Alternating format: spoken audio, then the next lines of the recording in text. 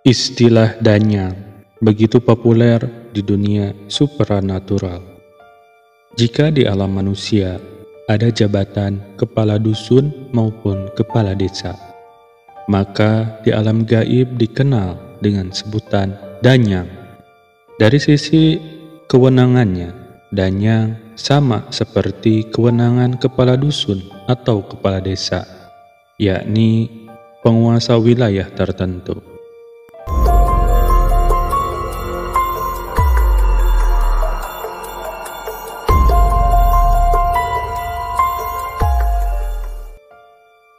Adapun yang membedakan masing-masing makhluk gaib, baik bangsa siluman maupun jin, wujud danyang selalu identik dengan wujud penghuni wilayah kekuasaannya. Misalkan danyang buaya buntung, maka wujudnya seekor buaya. Danyang kera, maka wujudnya kera. Danyang kelelawar, wujudnya kelelawar, dan lainnya. Di aliran Sungai Cipanas, sejak zaman kolonial Belanda sudah tersohor dengan penguasa alam gaibnya, yang menguasai aliran sungai mulai hulu hingga hilir atau sebelum pintu masuk muara, yakni Danyang Manyung. Adapun di wilayah muara sungai, yakni Kedung Cowet, dikuasai Danyang Buaya Buntung. Kekuasaan Danyang Manyung tercatat paling luas dibanding danyang yang lain. Kekuasaannya mencapai radius ratusan kilometer, mulai wilayah Sumedang hingga pintu gerbang muara Kedung Cowet. Hanya saja Danyang Manyung hanya sebagai penguasa koloni siluman ikan, tidak menguasai jenis makhluk gaib lainnya. Keberadaan Danyang Manyung di alam fisik sudah menjadi rahasia umum. Nyaris sebagian penduduk yang bermukim di sisi tanggul Sungai Cipanas pernah menyaksikan aksi Danyang Manyung. Tiap kali menunjukkan eksistensinya, niscaya tak ada satupun manusia yang mampu membantah. Meski hanya berdiri di atas tanggul untuk menyaksikan aksi tersebut. Betapa tidak, kepala ikan lengkap dengan tulangnya bergerak paling depan, lalu di belakangnya diikuti jutaan jenis ikan. Akibatnya, permukaan air sungai sama sekali tidak terlihat. Jutaan jenis ikan ini bahkan tumpang tindih saking berjejalnya. Ya, dalam radius ribuan meter. Permukaan sungai tertutup rapat jutaan ekor ikan berbagai jenis, menimbulkan suara gemuruh sangat menggigitkan. Suara dan pemandangan super muskil itulah yang mampu melemaskan lutut penduduk yang menyaksikan. Terlebih lagi jika memegorki Danyang Manyung, niscaya orang yang melihatnya langsung lunglai. Betapa tidak, kepala ikan sebesar drum minyak tanah itu terlihat hidup, padahal hanya disambung tulang dan duri tanpa daging sedikit pun.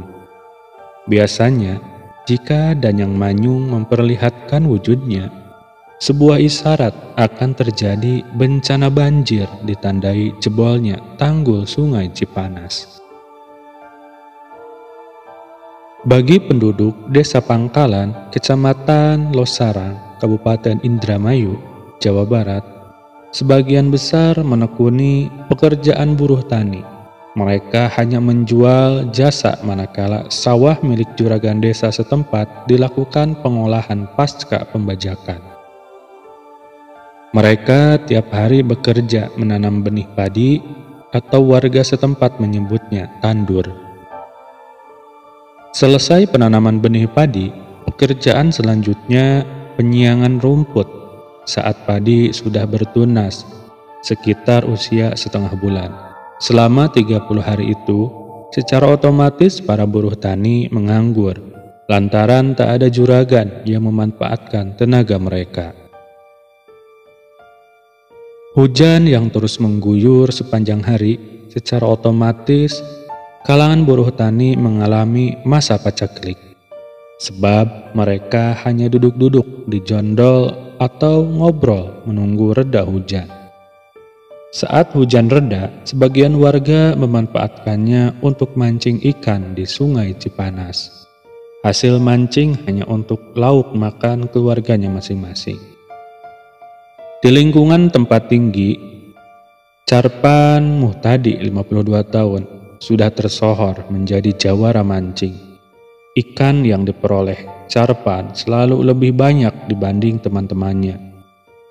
Hal itu sempat jadi buah bibir kalangan pemancing. Beberapa di antaranya ada yang sengaja mengorek penjelasan bagaimana hal terkait dengan kelihayannya memancing. Tapi ada satu hal yang dirahasiakan, yakni terkait umpan yang digunakan Carpan. Namun warga pun tak kalah siasat untuk mengungkap misteri umpan yang ada di dalam bekas kaleng susu kental manis milik Carpan itu.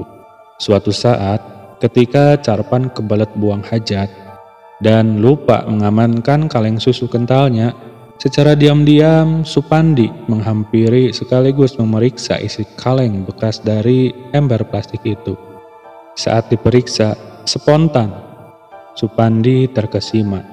Ternyata umpan andalan Carpan tak lain kotoran manusia dicampur tanah liat atau biasa disebut dolet. Ketika mengetahui resep umpan milik Carpan, satu demi satu warga pun mulai meniru dengan hasil sangat memuaskan. Namun banyak di antaranya yang memilih umpan konvensional, mengingat cara membuat resep dolet butuh kekuatan mental serta mampu menahan napas dan nahan jijik. Meskipun kotorannya sendiri, mengaduk feses dengan tanah lempung bukan pekerjaan mudah. Terbukti beberapa warga yang coba-coba membuat resep dolet justru muntah-muntah karena bau busuk dan jijik. Jumat 20 Desember 2013. Hujan begitu bersemangat mengguyur desa Pangkalan, mulai pagi hingga menjelang sholat Jumat. Seakan mendung tebal tak pernah lelah mencurahkan isi perutnya, dan seolah tak rela memberi kesempatan bagi matahari untuk memperlihatkan wajahnya. 1 jam usai sholat Jumat, langit kembali menurunkan rintik gerimis. Peluang itu tidak disia-siakan Carpan dan puluhan orang tetangganya untuk mancing ikan di aliran Sungai Cipanas. Segala persiapan sudah aman, termasuk dolet andalannya sudah memenuhi kaleng bekas. Begitu mantap, pria kurus beranak 2 putri itu menyusuri jalan setapak menuju tanggul sungai. Seperti biasanya, Carpan mengambil posisi mancing di bawah rindangnya pohon waru. Sedangkan warga lainnya memilih lokasi berdekatan satu sama lain. Tujuannya tentu saja agar nyaman saat ngobrol sambil menanti ikan menyambar umpan kailnya. Sesuai pengalaman, rindangnya daun waru menjadi daya tarik koloni ikan berada di sana, sehingga berpotensi berebut umpan kail. Dan faktanya sudah dialami Carpan, di mana hasil tangkapan ikan jauh lebih melimpah dibanding teman-temannya. 1 jam sudah berlalu, belum ada satupun ikan menyentuh umpan kail Carpan. 2 jam terus berputar dan kini senja mulai menyambut temaram tanggul Sungai Cipanas yang masih menyisakan gerimis kecil. Ternyata bukan hanya Carpan, puluhan pemancing yang menyebar di sekitar pohon waru itu pun terlihat uring-uringan lantaran mereka masih belum mendapatkan ikan. Hal itu memang tidak biasa. Seapes-apesnya apapun, minimal 5 ekor ikan masih dapat dibawa pulang. Ditilik dari suasana teduh disertai gerimis kecil, biasanya ikan-ikan sangat rakus dan akan berburu makanan di sepanjang aliran sungai paling dangkal. Semakin menjelang senja, serbuan ikan biasanya semakin agresif, sehingga para pemancing akan panen hasil tangkapan untuk dibawa pulang. dan menjadi lauk buat keluarga masing-masing. Kondisi sepahit itu membuat semua pemancing kesal. Sebaliknya, predikat jawara membuat emosi Carpan bergolak. Secara lantang, Carpan memaki-maki penunggu gaib yang ada di sekitar pohon waru. Menyaksikan kelakuan Carpan membuat puluhan warga yang ada di sepanjang tanggul sungai terbelalak seraya mengerutkan kening. Sejurus kemudian mereka memperlihatkan ekspresi penuh ketakutan. "Apa-apaan sih Kang Carpan? Apa dia tidak tahu kalau tempat ini angker? Tidak boleh sembarangan bicara," bisik Supandi ditujukan kepada teman di sampingnya. "Iya, Kang Carpan sembarangan saja, pakai maki-maki segala," jawab Penyang. Ternyata bukan hanya Supandi dan Penyang yang mulai gelisah dan tidak nyaman. Nyaris seluruh pemancing mulai salah tingkah. Sangat dimaklumi, bahkan sudah bukan rahasia lagi kalau sekitar tanggul Sungai Cipanas sangat angker. Bagi penduduk desa Pangkalan, jangankan melontarkan makian seperti yang dilakukan Carpan. Hanya bicara kasar saja mereka sama sekali tak berani. Diduga akibat ketakutan itulah satu demi satu para pemancing meninggalkan tanggul sungai. Meski di dalam ember belum ada seekor ikan pun yang dibawa pulang. Kini yang masih bertahan selain Carpan masih ada Supandi, Penyang, dan 2 warga lainnya. Mereka berusaha menahan diri dan menghalau rasa takutnya masing-masing. Alasannya tentu saja berharap masih ada ikan yang mau menyambar umpan pancingnya. Carpan kembali melempar umpan ke dalam cekungan berair. Dia terus berharap masih ada sedikit rezeki meskipun hanya beberapa ekor ikan yang dapat dibawa pulang. Dia sudah terlanjur menjanjikan kepada istrinya kalau sore ini akan membawa ikan banyak. Dia membayangkan muka istrinya yang masam apabila dia pulang ke rumah tanpa membawa hasil. Dia juga tak tega membayangkan anak-anaknya hanya makan nasi dengan garam lantaran tak ada uang yang bisa dibelikan lauk di warung. Sebagai buruh tani, Carpan termasuk warga yang kurang beruntung. Tak adanya juragan yang mempekerjakannya di sawah, secara otomatis tak ada upah yang didapat. Di sisi lain, kebutuhan dapur keluarga tak mungkin diajak kompromi. Begitu juga dengan urusan perut, istri dan anak-anaknya harus tetap diisi makanan. Lamunan Carpan buyar dalam sekejap. Dari kejauhan terdengar gemuruh begitu menggigitkan. Sekilas mirip air bah yang sangat populer nan jauh di daerah hulu sungai. Tak berapa lama disaksikan Supandi, Penyang, dan warga lainnya dari serabutan meninggalkan bibir tebing aliran sungai, lalu berdiri termangu seraya menatap ke arah aliran sungai di hadapan mereka. Carpan masih kebingungan melihat tingkah teman-temannya. Saat dia alihkan pandangan dari teman-temannya ke aliran sungai, Carpan tertegun. Detak jantungnya nyaris berhenti. Dan tulang sepasang kakinya seperti dilolosi secara gaib. Betapa tidak, ikan dalam jumlah banyak tengah bergerak ke arah selatan menuju ke arah muara. Jutaan ikan itu bergerak mengikuti arus air. Sementara akibat rapatnya jutaan ikan, Carpan benar-benar tak dapat melihat air sungai. Seluruhnya tertutup ikan aneka ukuran.